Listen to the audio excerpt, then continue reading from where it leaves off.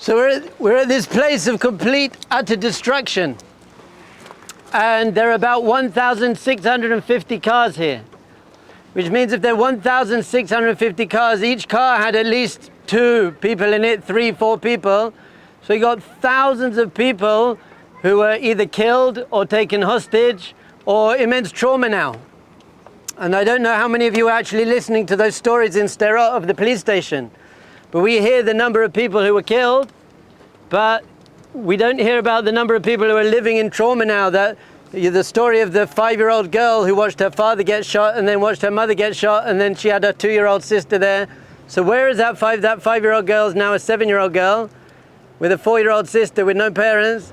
There's immense pain, immense trauma that's happening in our land at the moment. And what's worse is it was basically a modern day pogrom.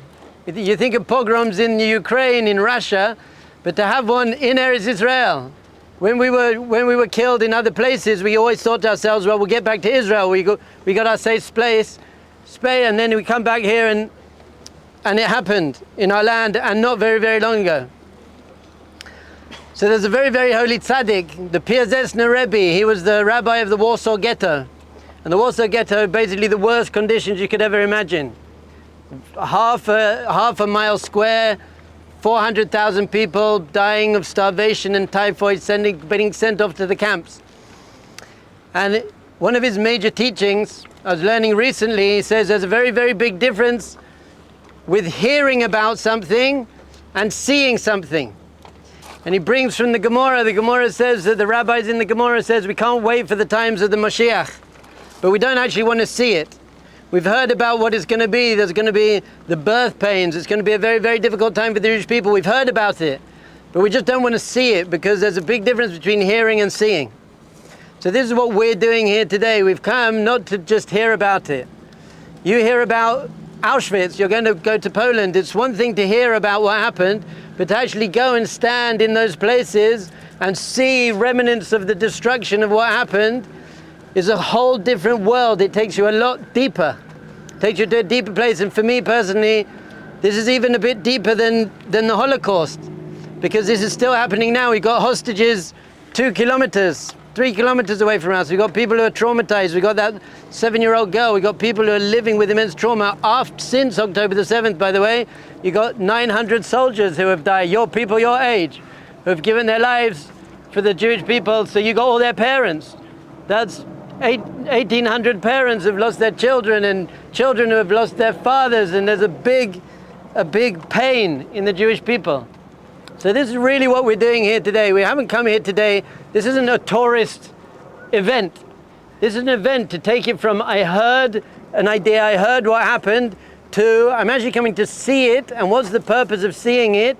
It's in order to arouse an emotion. You're meant to come here and have an emotion here. First time I came, I've been to Nova and these places many times with many groups. The first time I came, I felt immense anger.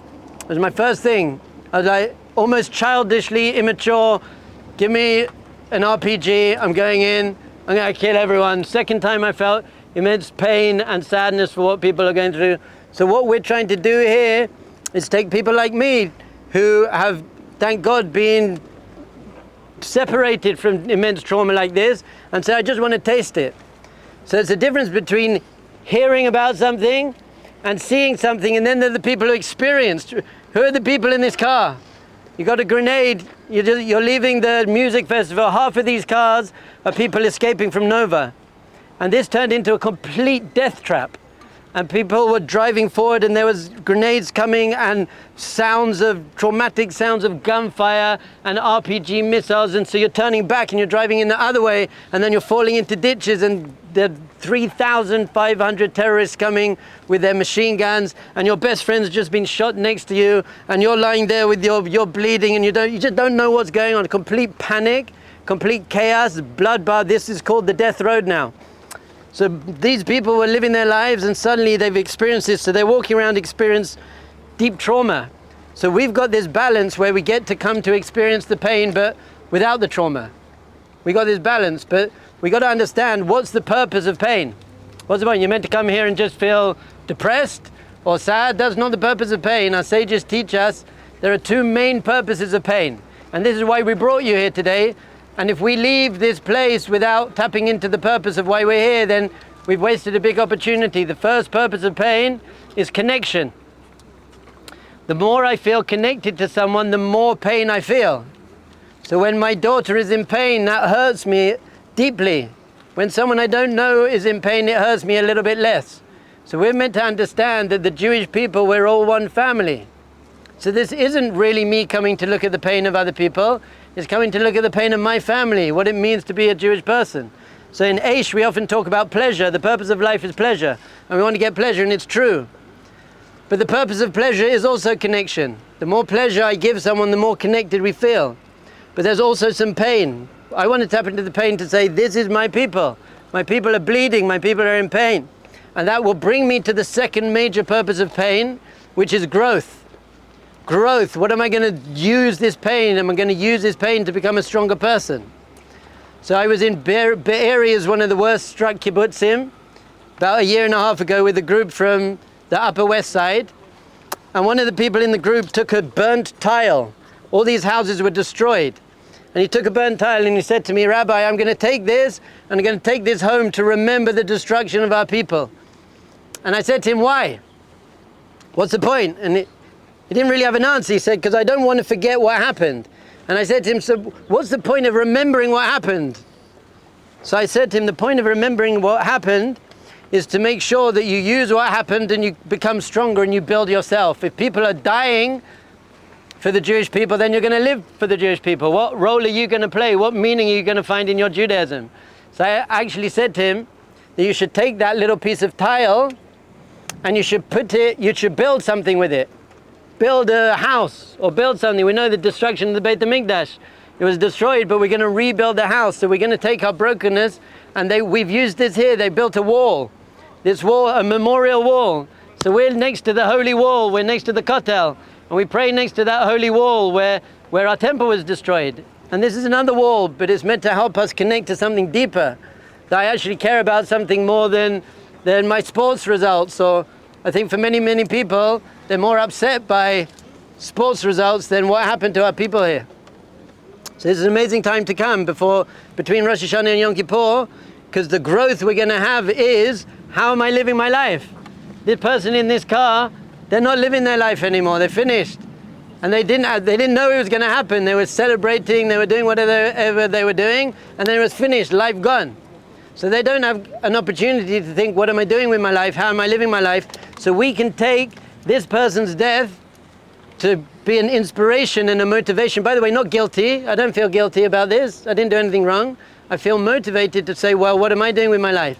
Did these people die with any regrets?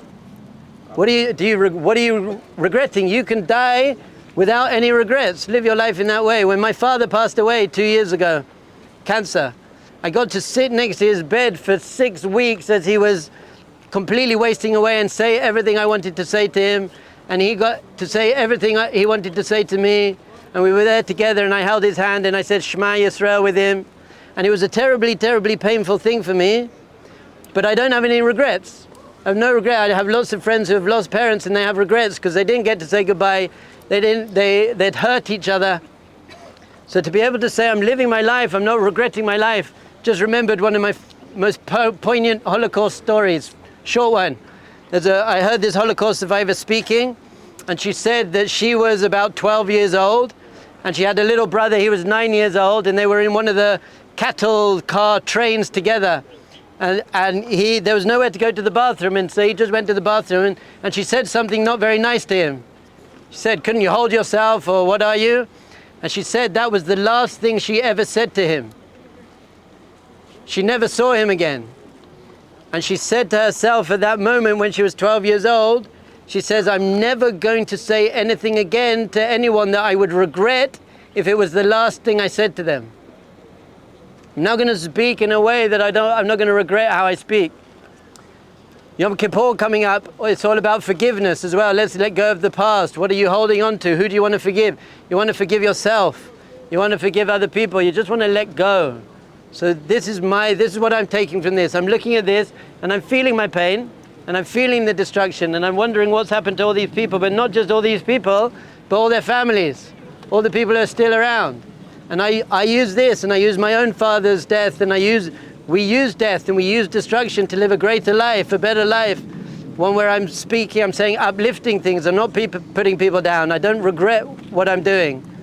I forgive other people, I forgive myself. So maybe we could just take 1 minute now before we get on the bus. Take a deep breath. This is very amazing preparation for Yom Kippur. What do I regret? What do I regret from last year? How can I let go of that? How can I make sure I don't do that again? How can I forgive myself? How can I forgive other people? So just take 1 minute now. We're davening at a different holy wall.